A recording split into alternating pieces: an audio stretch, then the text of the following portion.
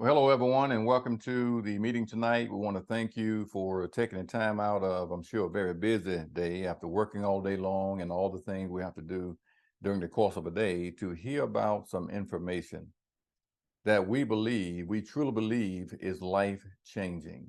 We have conversations all the time. I'm sure you do, as we do, with families all over the nation about one subject or another. And the one that keeps coming up time and time again is this subject of money. I've done everything I was told to do. I went to college, I got all the good grades. I said, yes, ma'am, and yes, sir, please, and thank you. Open the door for the ladies. I just did everything right. These are the things that we hear. And I don't understand why at the end of every 2 weeks or every week or once a month, when I look at my paycheck, it seems like more has gone out than coming in. I don't understand how money works.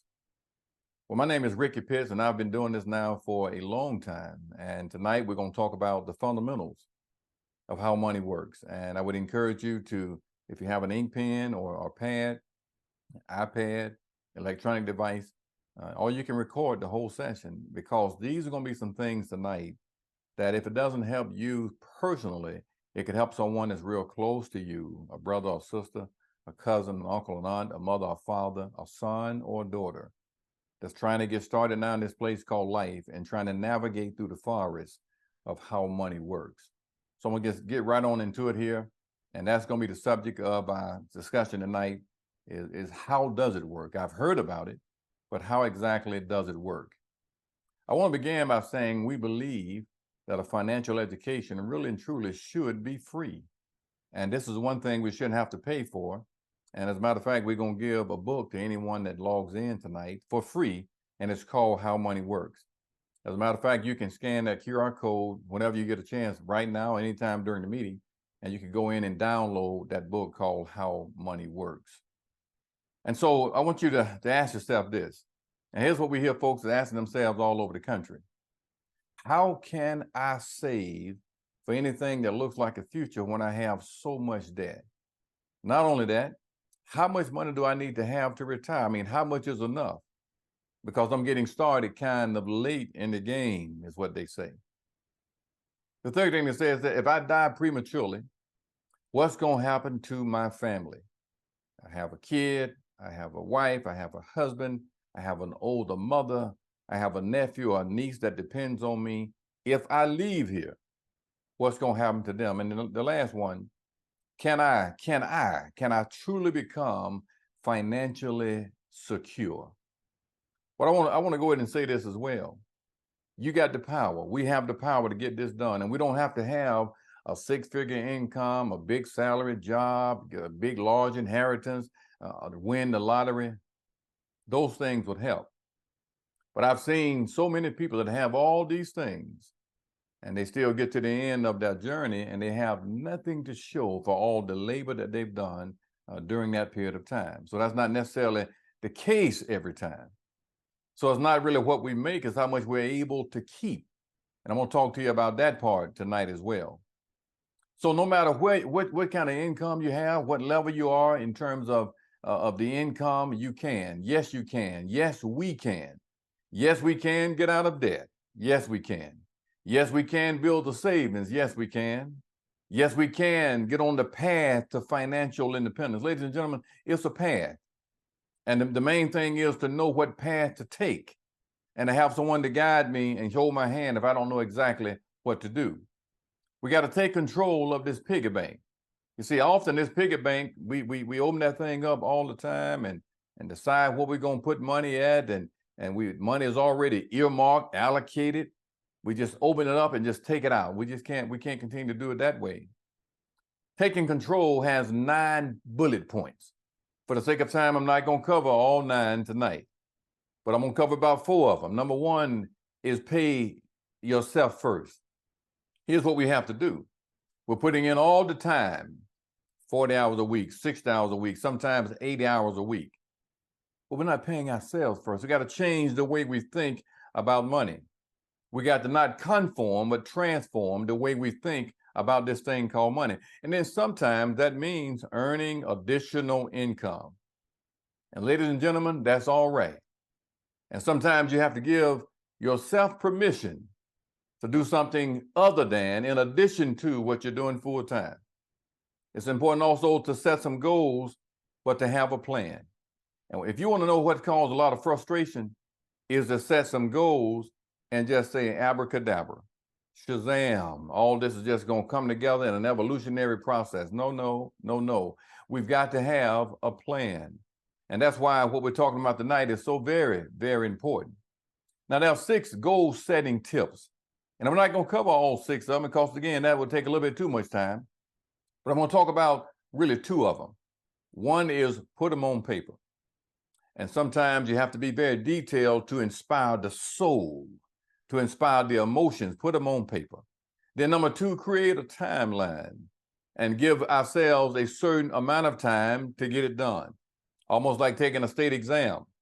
You got to study before you take the state exam. But if you go ahead and schedule the exam out in front of you, you know then I got so much time to study, I'm going to sit down and take that exam, and it's going to be ugly if I don't prepare for it.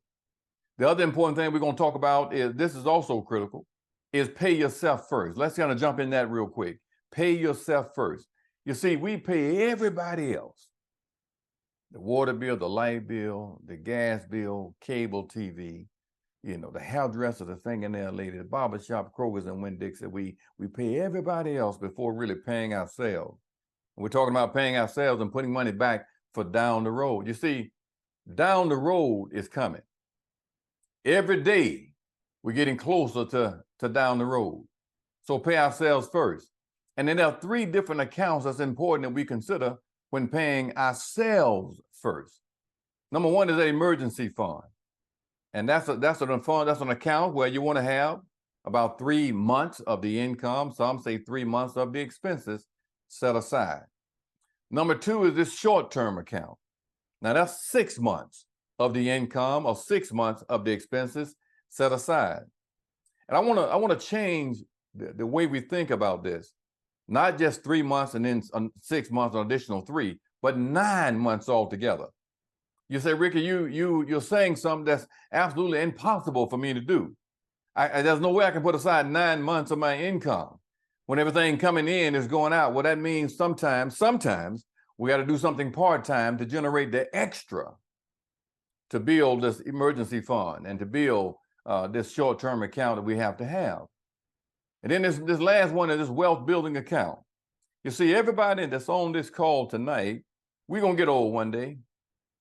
And I know old has been redefined. I know 75 is a new 65. I understand.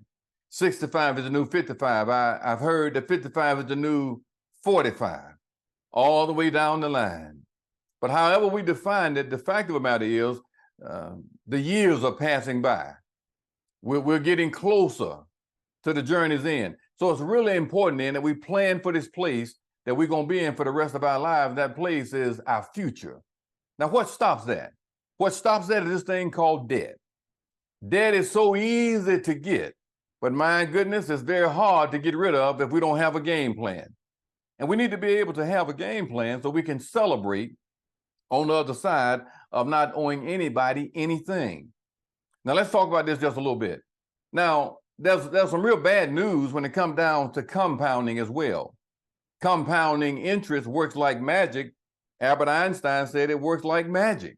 It's the most powerful force in the universe is what he said. But what about on the other side of compound interest? Here's a guy that bought a riding lawnmower, a zero turn. He said, I'm going to cut my grass in 10 minutes with this zero turn. I found it on sale, $3,000. I got an interest, I put it on my card, 18%. I'm going to pay the minimum payments on this zero turn. And it's going to take him 10 years to pay off the zero turn that he can cut his yard in 10 minutes. Not only that, he's going to pay $2,000 in interest alone. That's $5,000 that he paid for that zero turn. And I really hope it lasts a long time because that's a whole lot of money so I can cut my grass in 10 minutes. You see, I'm being a little sarcastic there, ladies and gentlemen, but it's really important that we take a look at this because credit cards have a game plan, and they've got people in a bad place. And if they don't have a system and a strategy, they can never get out of that kind of debt. And it's causing a lot of unnecessary problems. Then there's a revolving debt. Revolving debt where you got two scenarios here. On the top, these are credit cards. The payment here is $595 a month. The balance is $17,000. Interest rate is 18%. Every month, because it's revolving debt, as the balance goes down, the payment goes down. And it makes them feel real good because they say, oh my goodness, my payment is a good, easy payment for me to make. But the only problem with that is it's going to take 17 years to pay it out. The problem is they're going to pay $12,500 in interest alone. If they had that same thing in a fixed situation, $17,000 is the balance, 18% is the interest rate, but they're going to pay that $595 every single month. Not going to let it come down and fluctuate as a percentage of the balance. Going to pay it out in a whole lot less time, 3 years and 2 months. Going to pay $5,370 in interest. That's a whole lot better, ladies and gentlemen. Here's another scenario where they got 1, 2, 3, 4, 5 obligations. At some point, that retail card on the very top, this retail card here is going to be paid out at some point, and that's going to free up $220 a month. They're going to take that $220 that was paying this retail card that's paid off now. They're going to add this to this other credit card number 2, which is $353 a month. Add that $220 to it and send them $573 a month. Now, all of a sudden, that card right there is gone, and they got $573 freed up. They're going to take that $573, add it to this car loan that's $551 a month. Now, they're going to pay them the whole $1,124 a month. And now that car payment is going to be gone, and they freed up $1,124. They're going to take that $1,124 and not go buy a G-Wagon, not go buy an SUV sitting on 22s. No. They're going to take that $1,124. They're going to add that to the other credit card. What is that credit card, Ricky? It's $303 a month. And they're going to add that $1,124 to it, and they're going to pay that off, and they're going to pay them $14.27 a month. And now that's going to be gone as well. And now they got $14.27 freed up. All they have left is the mortgage. The mortgage is $12.93 a month. They're going to add that $14.27 to it and send the mortgage $27.20 per month. Now, what difference does that make? Well, if they don't do anything, they're going to be in debt for 23 more years. If they don't do anything, they're going to pay $214,000 in interest alone. If they follow a debt stacking system, that's the key word, system. If they run a zone on this money and don't try to play it man to man, but run a 2-1-2 on this money, they're going to pay it out in 14 years. That's 9 years versus 23. They're going to avoid $123,000 in interest because they're only paying 83 as opposed to paying 214. What's amazing about this is they're paying the same thing every month, the same $27.20 every month. Because you know what they did? They put together a game plan. They talked with a financial coach that showed them a system, showed them how to surgically, how to strategically, how to systematically cut away that debt over time. Now, I want to talk to you now about some mistakes we need to avoid, some credit mistakes we need to avoid. It's 5 of them, but for the sake of time, I'm not going to cover all 5 of them. I'm going to look at the one that all the rest hang on this one. The other 4 hang on this one, not putting value on our credit. What do you mean, Rick, not putting value on our credit? I mean co-signing for everybody, co-signing for my nephew, my niece, co-signing for my brother and my sister, co-signing for folks that gives you their word. I'm going to pay this back. I'm telling you right now, I'm going to pay this back. If I don't, the last thing I do, my hand before God, that's what they say, I'm going to pay this back. They ran into a tight spot. You call and ask them, I got a call from the bank that you ain't made this payment on this car. Then they give you some attitude. Y'all, you've been there. If I had it, I'd pay it. All this going on. Now you got to pay it yourself, you see. So that's not putting value on the credit. And then there's another thing. There are 5 tips that we can do now to raise our credit score. There are 5 tips we can teach our children that they could do to raise their credit score. I'm not going to cover all 5 for the sake of time because, listen, on this one, hang the other 4. Don't miss a payment. Ricky, how can I not miss a payment? What can I do to make sure that it's on time? Because sometimes I forget, Ricky, to make that thing on time. Well, put it on a bank draft. Set it up on a bank draft. Now, if I know in my mind that all my bills came to $4,000 a month or $3,000 a month or $5,000 a month, and I'm making, let's say, $1,000 more than that or whatever the case may be, I know I can't touch that $5,000 a month. That don't belong to me. That belongs to the creditors, the mortgage company, the car payment, student loans, all these credit cards, that belongs to them. So I'm gonna set up a systematic monthly bank draft so it can never, ever be late. And by doing that, that's gonna slowly but surely build my FICO score. And I'm not gonna be late anymore again. And when it's time to buy a home, I'm gonna get the kind of home that I want. And not worried about sitting there twiddling my thumb. Oh, I wonder, are they going to approve me? No, because I did my homework. We did our homework and we paid them things out on time. And then to get ourselves behind 30 days, 60 days, and 90 days behind. Then there's something called the rule of 72. We got to discover this rule of 72. And what this rule says, if I divide my rate of return into the number 72, it's going to give me the number of years it takes my money, our money, your money to double. If I'm getting a 3% rate of return, it's going to double every 24 years right here. If I'm getting a 6% rate of return, it's going to double every 12 years right here. If I'm getting a 12% rate of return, however, it's going to double every 6 years. Now you got 3 scenarios here.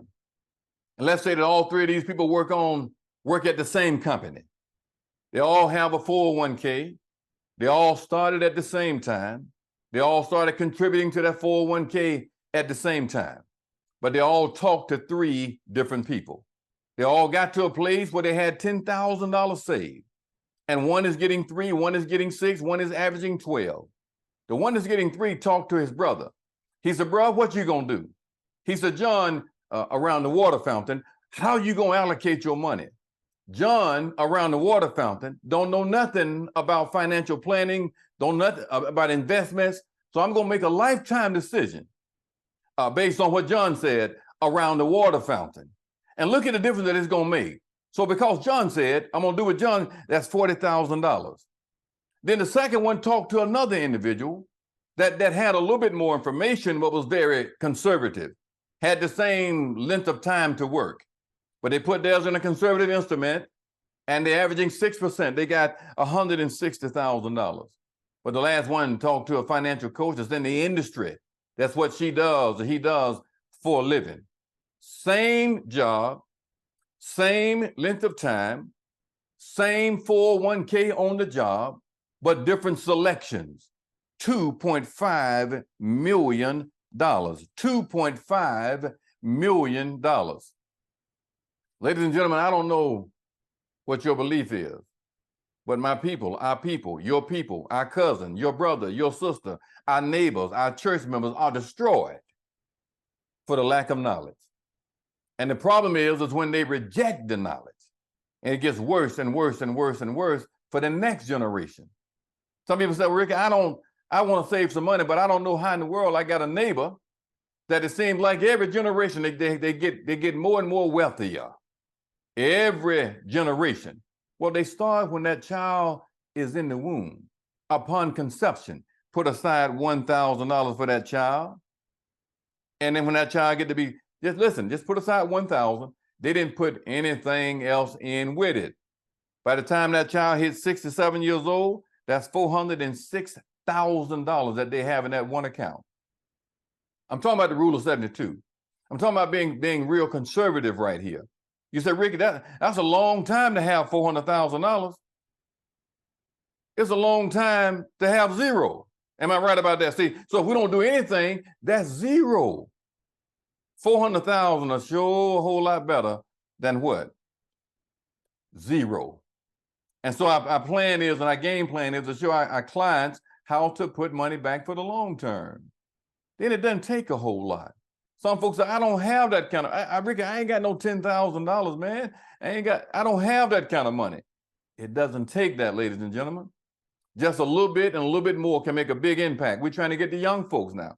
I want to encourage those that got sons and daughters, nieces and nephews, got full-time jobs. Let's start teaching them to invest money now.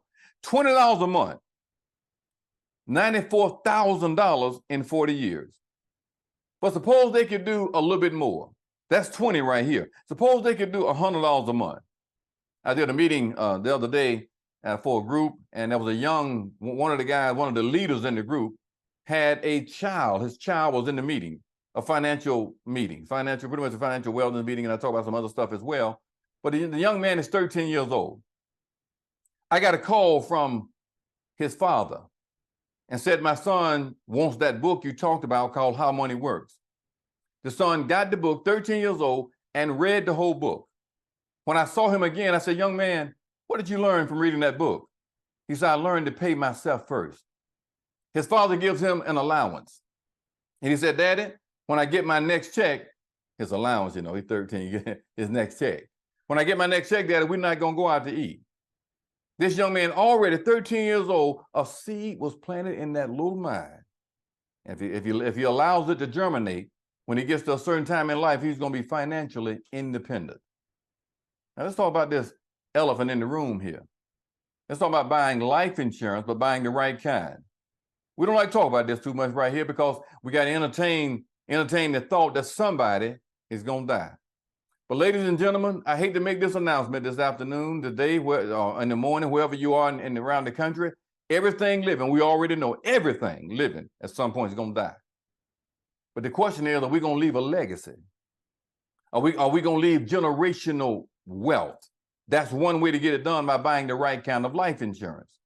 Now, I want to cover a few things that's really important about what we should know about life insurance. Ricky, what should we really and truly know about this thing called life insurance right here now? Well, number one, what's the purpose of it? Why do I buy it? I don't buy life insurance for Ricky Lee Pitts. I bought insurance for my wife and daughter. Don't nobody want to die. Ain't nobody trying to die before the time. But when a person gets out of here, you ain't buying life insurance for you. You ain't buying it so you can go on a vacation and all this type. You're buying that for those that are left behind. That's the purpose of it, you see. The next thing is, what kind should I buy? Well, ladies and gentlemen, the experts say buy term insurance. Whether it be Dave Ramsey, or Jane Bryant Quinn, or Anita Van Caspel, or all these consumers say buy term insurance. Susan Orman, buy term insurance. And the last one, who should buy it? If you have anyone that depends on you for financial support, you should buy it. I was raised by a single mother. She raised 4 boys. And when I was 23 years old, I started buying, I think 21 years old, started buying life insurance. I didn't want nobody wanted to leave here, but we see young folk die, middle-aged die, old folks die. And if I would have died at that time, I wanted to make sure I leave mama something to say thank you for all that you've done for me and my 3 brothers. Anyone, you got a husband and a wife, or you just want to leave something to say I was here. You want to leave something to make sure they can keep going and get a leg up for the next generation. Well, that's a good reason to buy life insurance. Now, what kind should I buy, Ricky? What is the major difference in all the rest of them? Well, there's all kind of names out there, ladies and gentlemen. It's called whole life, universal life, variable life, adjustable life.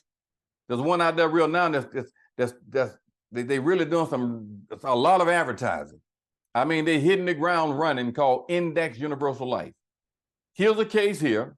They gave him a pretty good amount of coverage, $250,000 on each one of them. They paying $251 a month. They told him that you keep paying this every month. You're 35 years old now. You do this for 30 more years. At 65 years old, you're going to have $127,000 in your cash value. You run into a tight spot, 20 years from now, you need some money, you can borrow from your savings. Well, number one, I want to understand, did you just say this is my savings? Well, this is not a 401k or 403b or 457 or TSP. This is my savings here now. So what do you mean I got to borrow out my own money? Well, yes, you do. It's called cash surrender value, a value surrender cash. If you take the cash out, take the savings out, it's going to affect your policy. If you die, you've not paid that money back, it's going to bring down what your family is going to get. They're going to get less in death benefit because these things are combined together. Now, there's some you can get some of your money back, but I'm going to tell you right now, you're going to pay some extra money to get that done, to have the option to get some of your savings back. It's going to cost some more money. So why not then do what the insurance agents do? Ricky, what do the insurance agents do? Well, I'm going to show you. They buy term insurance and they invest the difference in a Roth IRA. What do you mean invest the difference, Ricky? Well, they got the same $251 right here in the budget, the same thing. And out of that $251 that's in their budget, they got $250,000 on him, $250 on her, and they're only paying $88 a month for the insurance.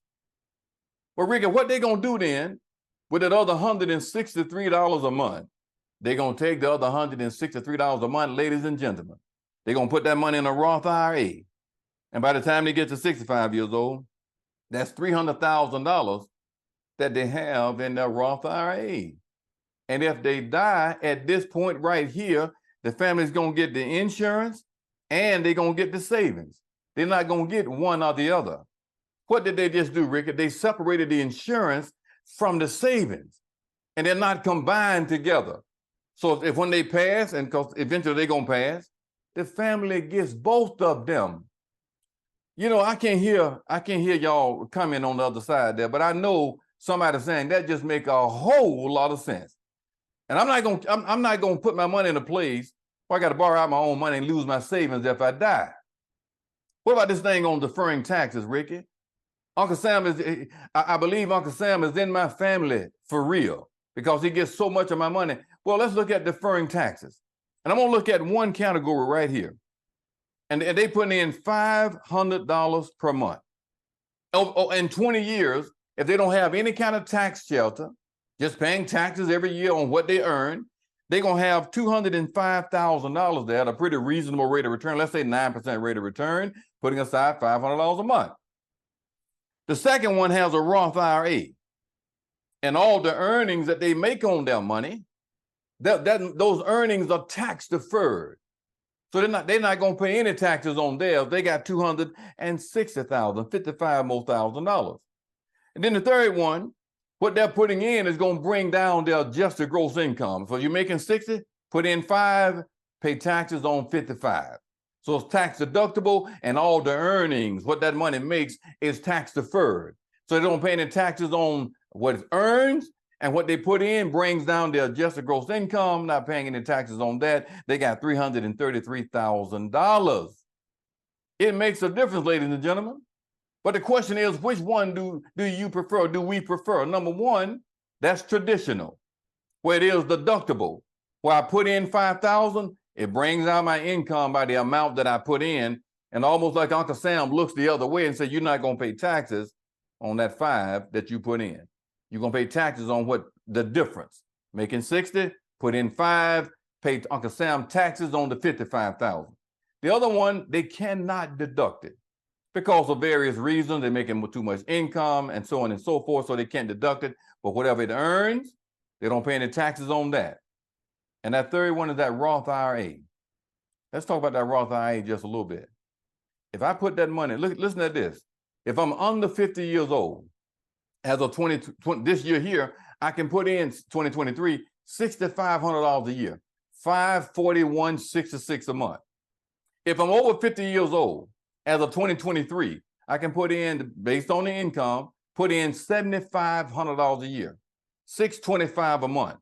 If I don't touch that money for the first 5 years, and when I get to retirement, let's say north of 59 and a half, I can take out, we can take out, you can take out every dime of what you put in.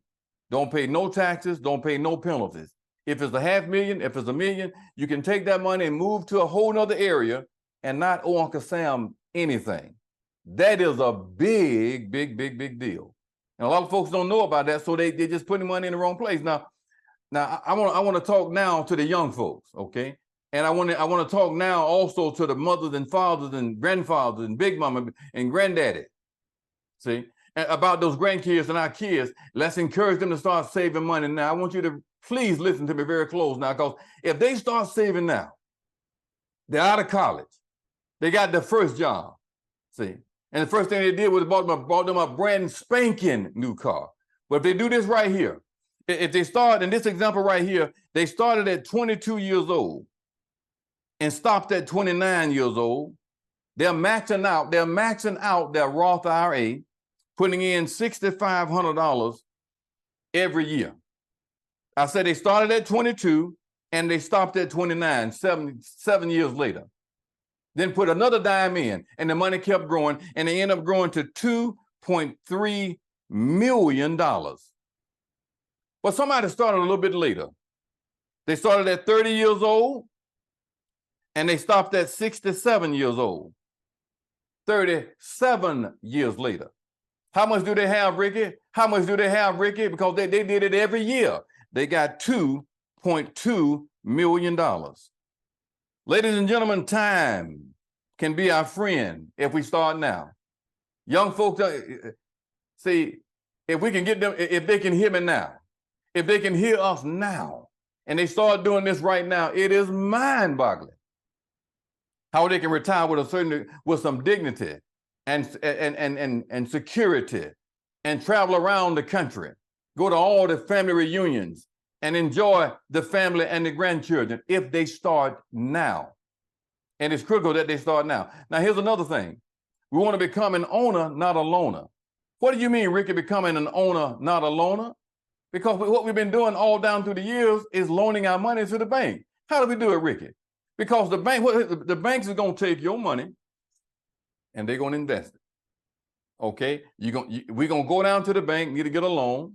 The bank's going to loan you your money and all the depositors' money at a high rate of interest, way more than they're going to pay you on your savings. They're going to turn right around and take your money that you basically loaned to them, Ricky, and put that money in the marketplace and get a really good return, and then give the depositor a small percentage of what that money really earns. So what we're saying is this: let's bypass the middleman. Let's bypass the middleman and let's put our money where the banks are putting theirs. Now, don't that just make sense? If I can bypass that middleman, I'm not trying to get super returns, 25 and 30%, but if I can get 8, 9, 10, 12% by bypassing the middleman, don't that just make sense?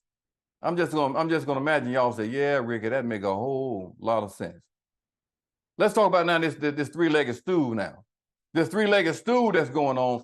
Well, at one time, this three-legged stool was solid. Financial coaches, financial advisors talked about this three-legged stool. What did it consist of? A pension, company pension. We all know that they're going away, all but going away. Then the other one of that three-legged stool talked about the Social Security. There's a question mark there. I believe it's going to be around for a while, but it looks kind of shaky. Then we have our personal savings here. That's very small because folks are not saving a lot of money anymore. They don't realize that a rainy day is coming. You know, the old folks say you better save for a rainy day. You know, they said that if you make a quarter, save a nickel or 2 or 3 pennies, because down the road, you don't know what's going to come up down the road. Well, ladies and gentlemen, many of us now are close to down the road, and we got to redeem the time. And we can redeem the time if we have a coach, a financial coach that can hold us accountable, that can say, don't spend this, wait another year from now, wait 2 years from now, wait 5 years from now, just don't do it at all. That's what a coach does, tell you what you don't really want to hear to get you where you want to get to.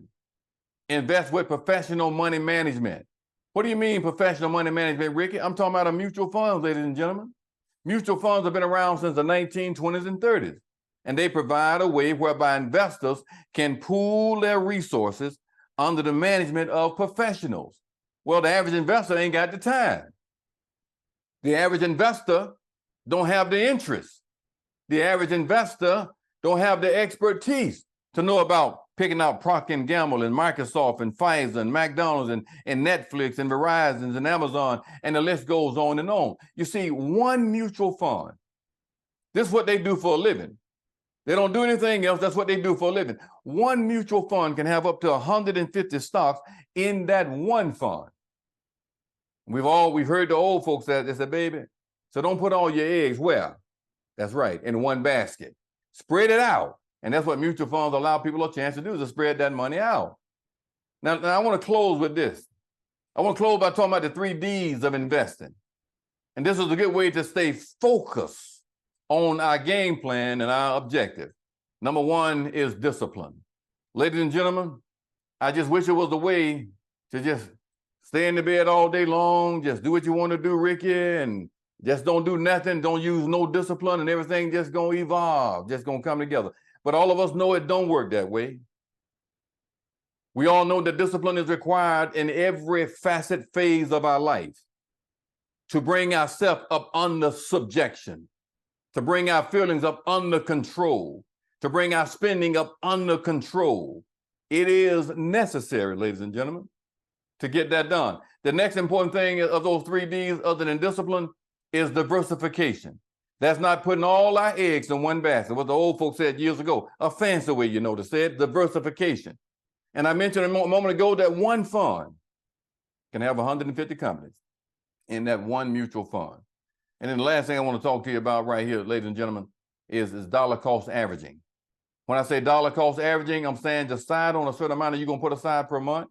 I don't care what's going on in the marketplace. I don't care what they say. Oh, my goodness, that's finna happen over there. That doesn't happen over there. Well, stuff been happening for the last 100 years. And the market has still done real well. I don't think nobody on the call is 100 years old. And the last 100 years, the market has always rebounded and did good. And those that invested in this American economy, they turned out real good down the line. I want to say you can do it.